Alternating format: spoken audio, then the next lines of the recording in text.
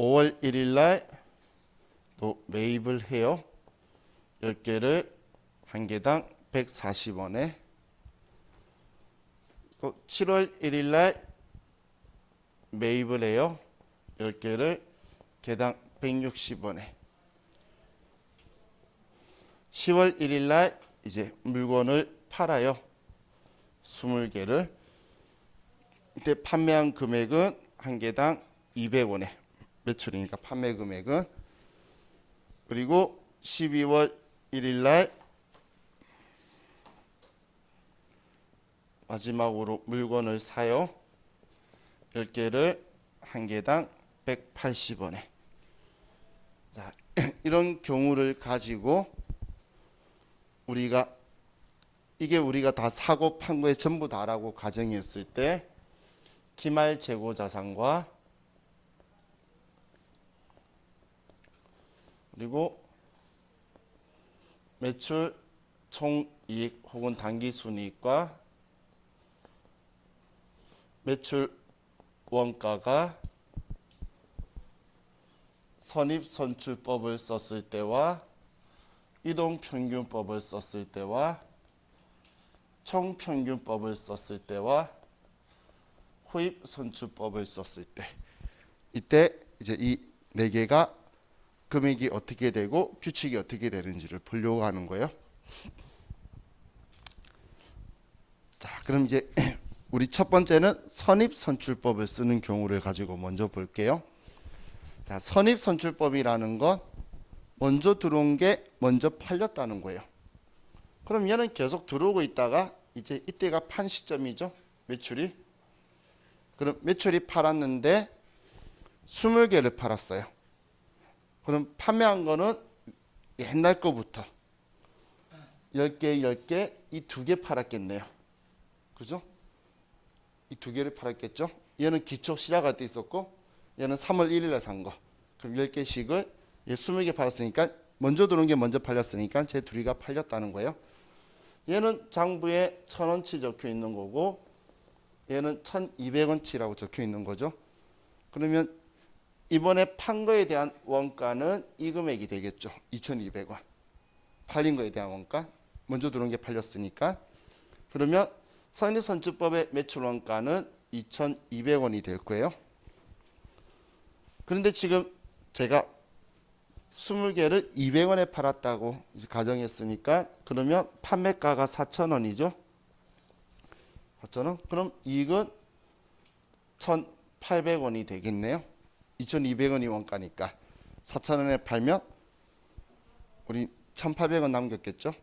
그죠? 얘 둘이는 서로 반비례할 수밖에 없어요. 얘가 크면 얘가 작고 이익이 작을 거고 원가가 작으면 뭐 이익이 크겠지. 이건 우리 뭐 당연한 원리죠. 자, 그럼 남아 있는 거는 지금 얘하고 얘하고 얘하고 세 개가 남아 있겠네요. 얘 둘이가 팔린 거니까. 그럼 남아 있는 거에 금액을 보면 1,400원, 1,600원, 1,800원. 얘가 남아 있는 거네요. 그러면 4,800원 되겠죠. 자, 그럼 금액이 4,800원이다. 이렇게 기말 재고 자산이 될 거예요. 이대로 사업이 끝났다라고 하면 이해가셨나요? 얘는 팔린 거 매출 원가, 얘는 안 팔리고 가지고 있는 거 기말 재고 자산이 되겠지. 우리가 재고 자산은 팔렸거나 내가 가지고 있거나 아니면 없어졌거나 그 중에 한 개지. 그죠? 자, 이게 우리 선입선출법이에요.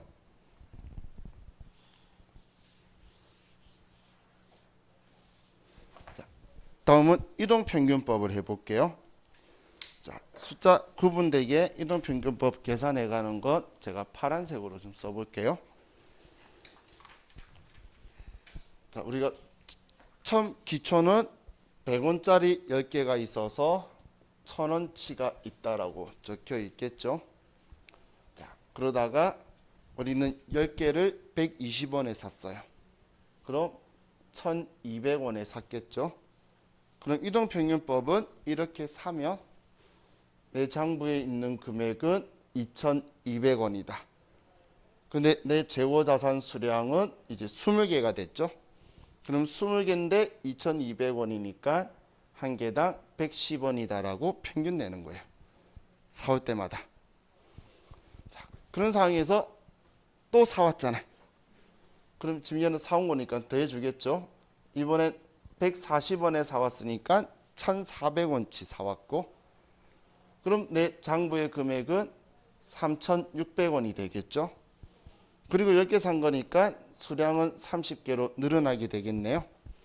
그럼 얘 평균 내면 한 개당 120원이라는 평균이 나오게 되죠. 그래서 정말 장부에 기록해야지만 가능한 일이죠. 또 우리가 또 사오네요. 매입. 이번에 160원이니까 1,600원이고, 그럼 우리 장부에는 5,200원이죠. 그리고 우리는 10개 더 샀으니까 40개죠. 그럼 한 개당 얼마가 되죠? 130원이 되죠. 그죠?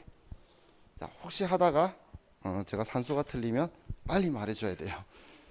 틀린 길로 계속 오래 갔다가 다시 돌아가면 힘드니까 빨리 말해주세요. 제가 한 번씩 그래요. 그렇기 때문에 틀리면 빨리 말해줘야 돼요. 자, 그럼 이제 팔았죠. 그럼 이동평균법은 팔면 매출하기 바로 직전 금액, 평균 금액, 이 금액의 물건이 팔렸다고 보는 거예요. 20개.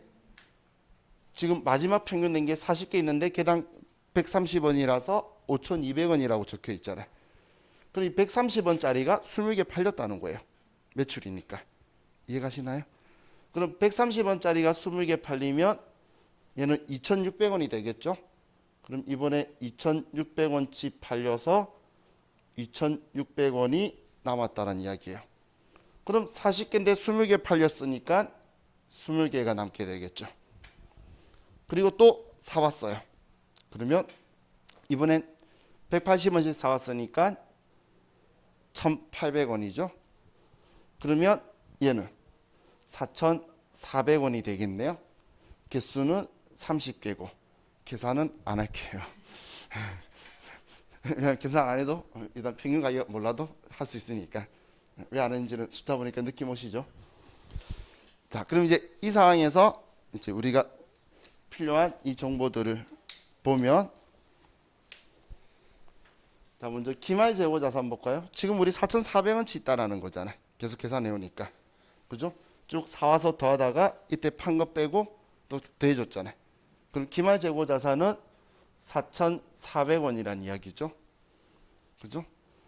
또 매출 원가부터 볼게요. 지금 130원짜리가 20개 팔렸다고 봐서 2,600원치 팔렸다고 뺐죠. 지금 130원짜리가 팔기 직전에 평균 낸 가격이 130원이었잖아요. 얘가 20개니까 이때 원가 2,600원이었죠. 그래서 매출 원가는 2,600원이 되고, 그럼 우리는 4,000원에 팔았는데 원가가 2,600원이면 우리는 1,400원의 이익이 나오게 되겠죠. 그죠? 자, 이게 우리 이동평균법이에요. 이동평균법. 자, 그럼 이번에는 총평균법을 볼게요.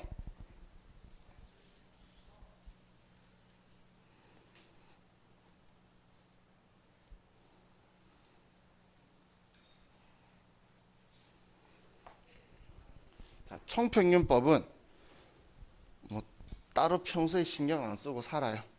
그냥 사왔네, 얼마에, 또 얼마에 팔았네, 이거 정리해뒀다가 기말에 한 방에. 그럼 올해 총 사온 금액이 얼마인지를 보는 거예요. 먼저 1,000원, 1,200원, 1,400원, 1,600원, 1,800원. 그럼 올해 총 사온 금액이 7,000원이네. 맞나요? 맞죠?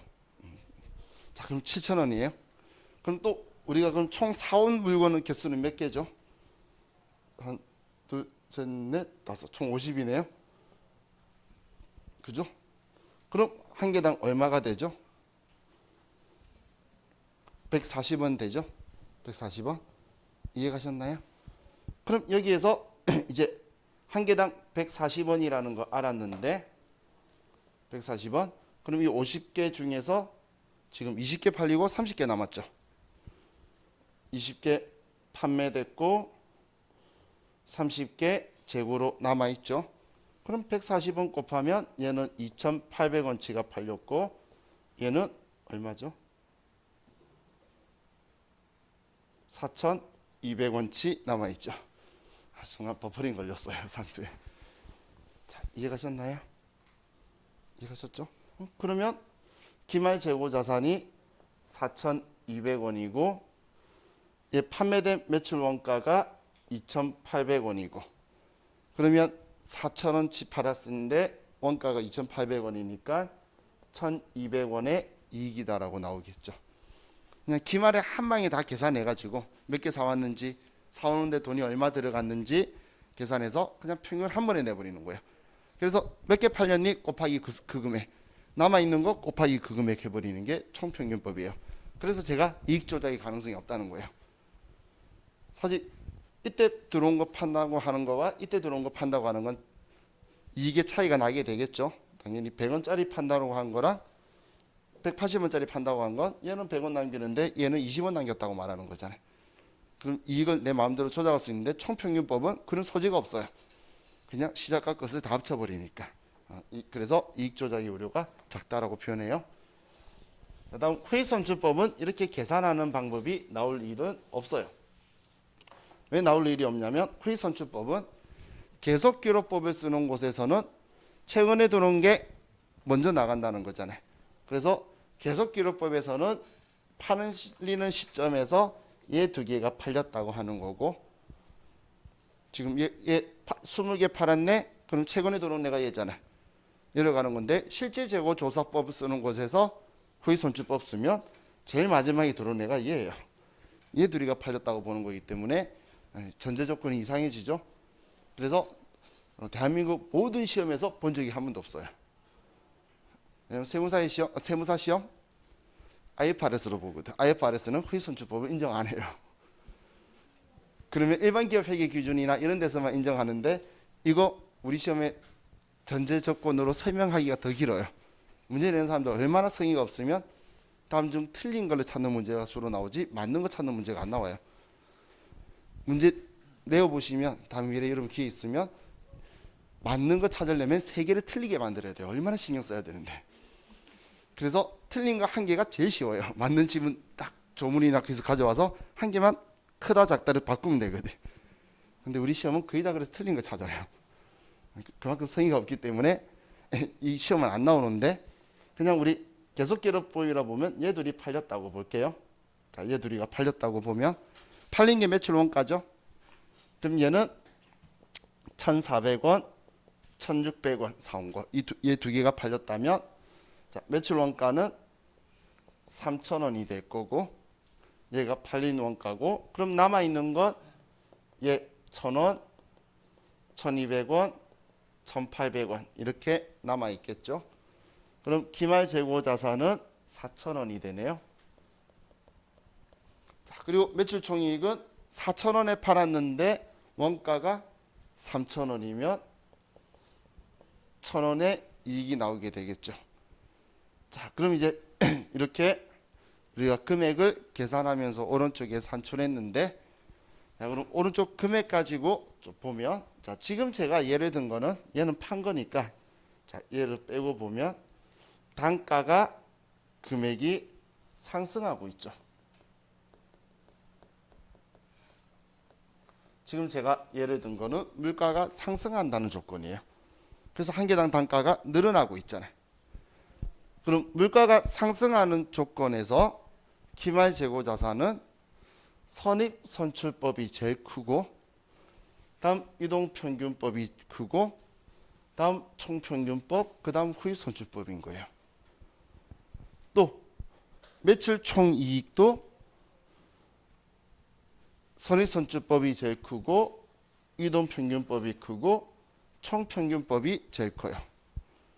그런데 반대로 매출 원가는 후입선출법이 제일 크고 총평균법이 크고 이동평균법, 선입선출법이 제일 작게 나올 거라는 거예요. 그것 때문에 제가 선의, 총후 이 순서대로 선의선출법, 이동평균법, 총평균법, 후의선출법을 순서를 기억을 하시면 좋겠다고 말한 건데, 근데 여기에서 생각해 보면 만약에 매출을 하고 나서 그 이후에 매입한 게 없다면, 자 얘가 없다면 이동평균법하고 총평균법의 차이가 있을까요? 매번 계산해서 여기까지 오나 한 방에 여기까지 계산하나 금액은 똑같겠죠. 어차피 평균이잖아. 그죠? 그렇기 때문에 이동평균법과 총평균법은 크거나 같다라고 표현을 해요. 크거나 같다. 자, 그럼 여기에서 이건 제 개인적인 질문. 우리 크거나 같다를 이렇게 안 쓰나요? 그죠? 그게 왜 바뀌었어? 그래요? 저도 어릴 때 이렇게 했는데 처음에 책을 봤을 땐 책 인쇄소가 기술이 안 돼서 이런 줄 알았어요.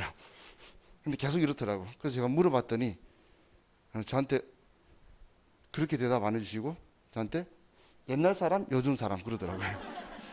그래서 저는 요즘 사람 되려고 이렇게 쓰고는 있는데 나중에 크거나 같다 할 때 제가 스스로 이렇게 할 수도 있어요. 근데 왜 이렇게 바꿨는지는 모르겠어요. 그죠? 줄 거면 같다 느끼면 좀 안 되잖아요. 그래서 크거나 같다 이거라고 쓰더라고. 우리 학교 다닐 때는 전부 다 이걸로 했죠. 이걸로 내가 공책에 쓴 적이 없어요. 이 수업을 하면서 어느 순간 쓰기 시작했어요. 그래서 출판사가 기술이 떨어져서 잘못 쓴 줄 알았는데. 자, 그럼 지금 제가 이야기한 건 전제 조건이 물가가 상승한다는 거죠. 물가가 상승. 자, 그럼 얘가 물가가 상승한다는 조건인데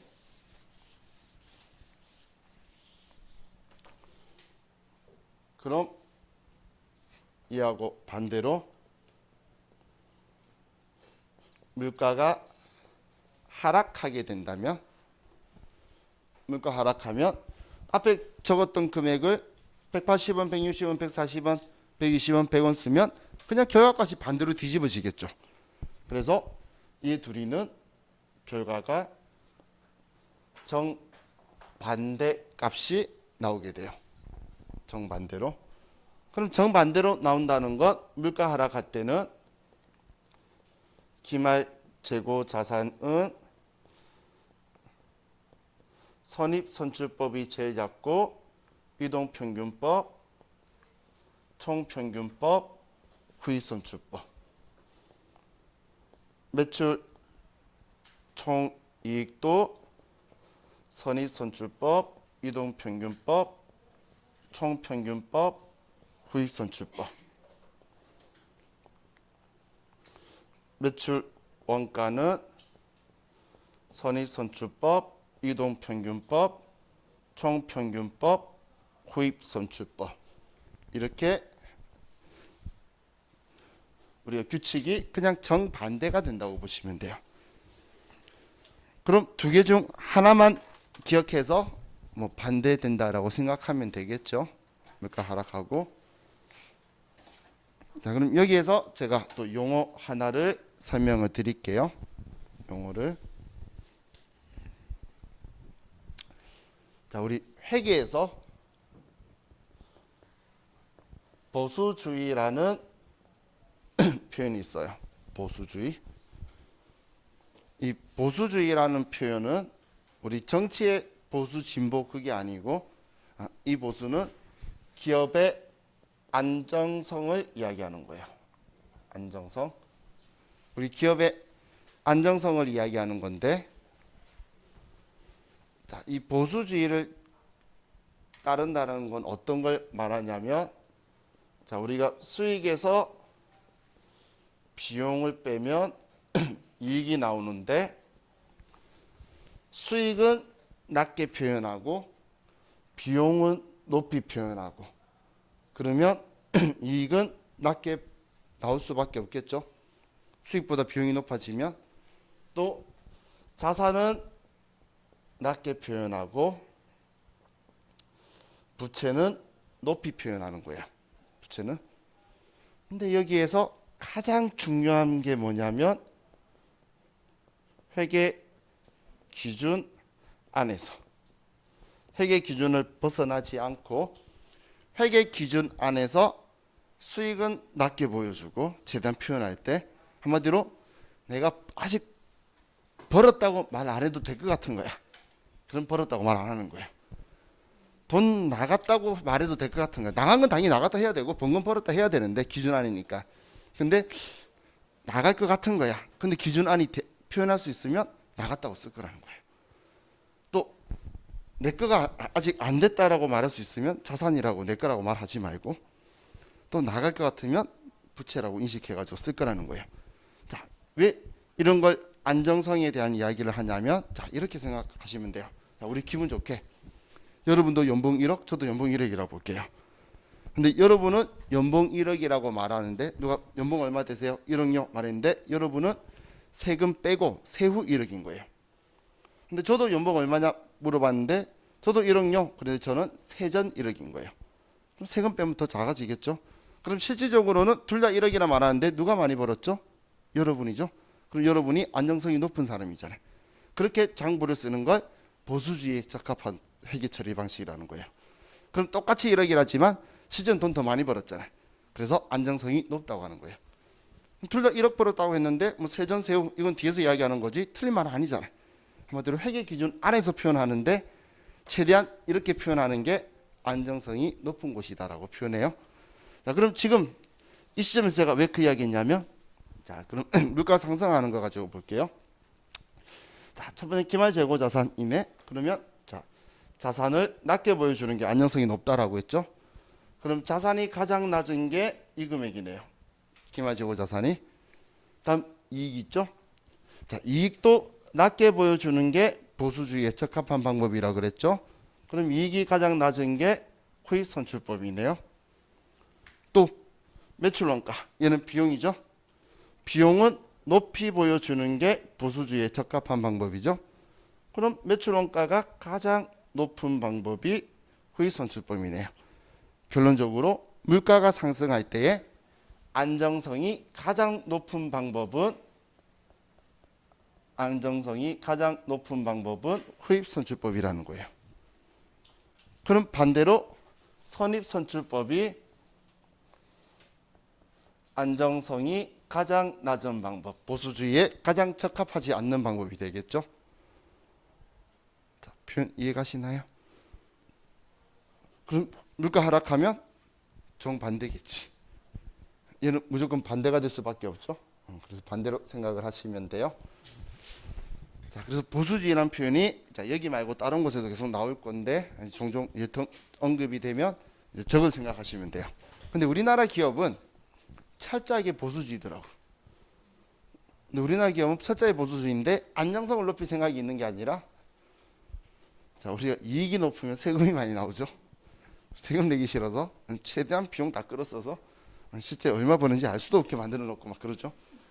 그래서 아니 세무조사라는 건 나쁜 게 아니에요. 원래 사람들이 이름을 세무조사라고 붙여가지고 이제는 통상적인 용어가 됐는데 그걸 경정이라고 해요. 경정이 뭐냐면 신고했는데 제대로 신고가 안 된 거야. 세무서가 가서 제대로 너 장부를 정리해 주는 거예요. 바로 잡아주는 거예요. 근데 바로 잡아주니까 회사가 망하더라고. 그래서 사람들은 세무조사래. 세법에 맞춰가지고 장부를 똑바로 써주는 게 경정이에요. 왜냐면 신고했는데 틀렸잖아. 그럼 바로 써주러 가야지. 바로 써주는데 문제가 되는 거죠. 그죠?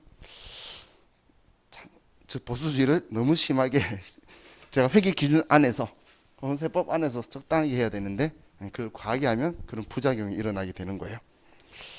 자, 그럼 이제 우리 교재 57페이지 아래에 물가 상승 재고자산 수량이 일정하게 유지된다는 가정하에서 계속 사면서 사업한다는 전제하에서 우리 기말 재고 금액, 뭐 매출 총이익, 당기 순이익 적혀있는데 옆에 법인세 비용이 붙어 있죠. 이익이 높으면 비용도 많이 내니까 같이 가는 거죠. 이익이 높으면 자 비용이래. 법인세도 같이 내니까 법인세랑 이익은 함께 가는 거예요. 이익이 높으면 법인세는 내는 거니까.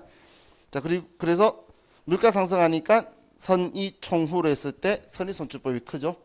지금 얘 둘이 크다 이야기하는 거죠. 얘 둘이. 그리고 매출 원가는 반대로 후입 선출법이 크다. 이 쓴 사람도 신세대가 아닌데 이렇게 적어놨죠. 크거나 같다를. 자, 그럼 이게 우리 재고자산 평가하는 거에 자, 지금 여기 쓴 거는 순수하게 이론이에요. 이거는 실기하고는 상관없죠. 제가 분교 안 했잖아요. 그리고 제가 이 금액을 나중에 입력할 거예요. 이러면 실기지. 지금 얘는 이론만 위해서 쓰는 거예요. 이론만 위해서. 자, 이제 재고자산에 뭐 저가법이 적혀 있는데, 자, 저가법의 사유에 대해서만 설명하고 뭐 회계 처리는 어려운데 그 구경만 이 다음 시간 할게요.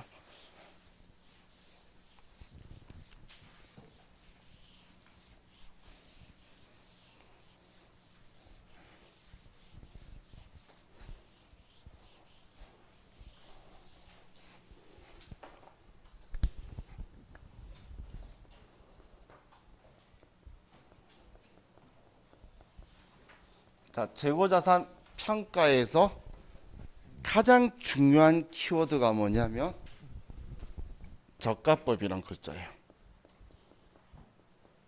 저가법이란 글자가 제일 중요한 키워드예요. 우리 재고자산 평가에서는. 그럼 저가법이라는 건 일단 글자 자체에서 낮은 금액을 쓴다라는 느낌이 있으시죠? 자, 그럼 이 재고자산 저가법이라는 건 장부가액이 장부에 적혀 있는 게 재고자산은 취득 원가를 이야기하는 거고, 이 장부가액과 우리 공정가치 중에 두 개 중에 낮은 금액으로 평가할 거라는 거예요. 근데 이 공정가치는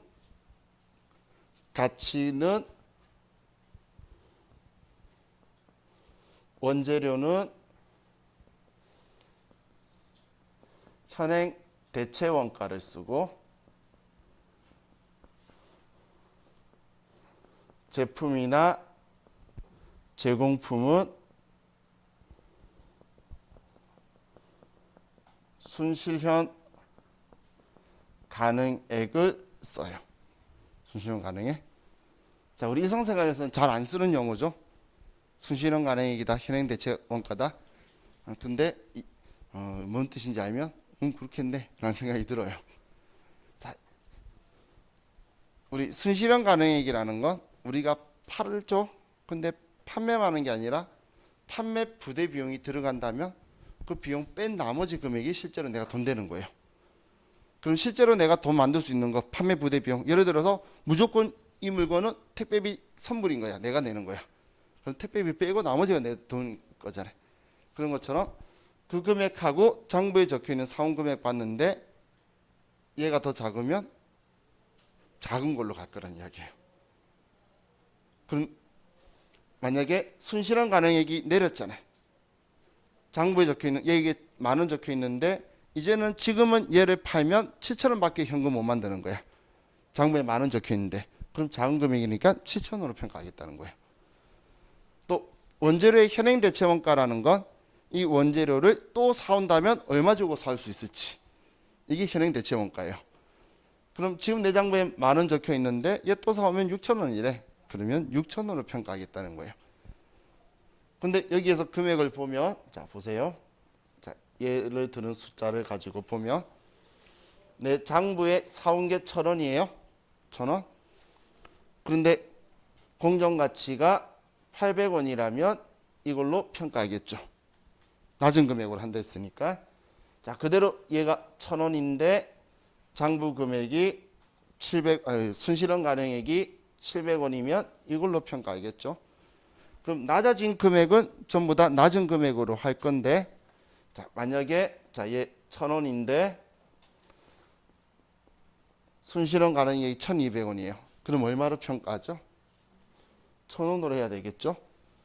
또 우리 장부에 1,000원이라고 적혀 있는데 얘가 1,500원으로 올랐어요.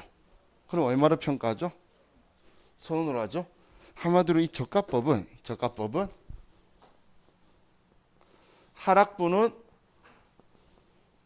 전액 인식을 하는데 상승분은 취득 원가 한도로 인식한다는 이야기예요. 취득 원가보다 높아질 수는 없잖아. 암만 더 높아져도 1,000원이래. 그런데 얘가 실수년간에 200원이면 200원으로 인식할 거거든. 자, 그럼 저가법의 의미 이해가시나요? 그 한도가 취득 원가 한도예요. 이 두 개 중에 작은 거니까 1,000원을 넘어갈 수는 없죠. 장부에 있는 금액. 자, 왜 회계에서 이런 행동을 하냐면, 자, 얘는 또 그런 취지를 들으면 또 그렇구나라고 이해가실 거예요. 자, 예를 들어서 남자하고 여자가 둘이 있어요. 자, 이 여자가 외부 이용자라고 볼게요.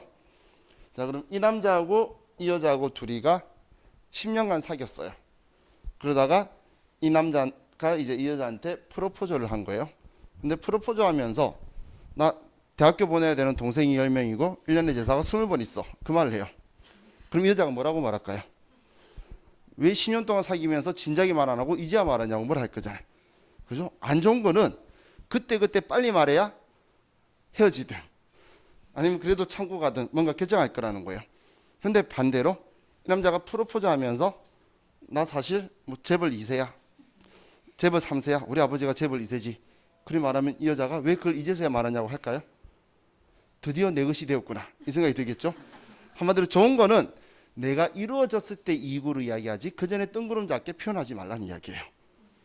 그래서 내가 장부에 적혀 있는 금액보다 높아진 건 나중에 이익으로서 나한테 들어올 건데 굳이 장부에 기말 재고 자산 올리면서 평가에 이런 이상한 짓 하지 말라는 이야기예요. 그런데 내가 가지고 있는 물건 가치가 내렸잖아요. 안 좋은 거는 그때그때 빨리 보고해줘야 외부 이용자들이 판단할 수 있다는 거예요. 그것 때문에 재고 자산을 저가법으로 쓰는 거예요. 그럼 들어보니까 이렇게 하는 이유가 합리적이죠. 왜냐면 결국은 오르면 내 이익으로 나한테 올 거잖아요. 그렇게 생각을 하시면 돼요. 자, 그럼 이제 이거에 대해서 회계 처리하는 건 이 다음 시간 설명드릴게요. 자, 쉬었다 합시다.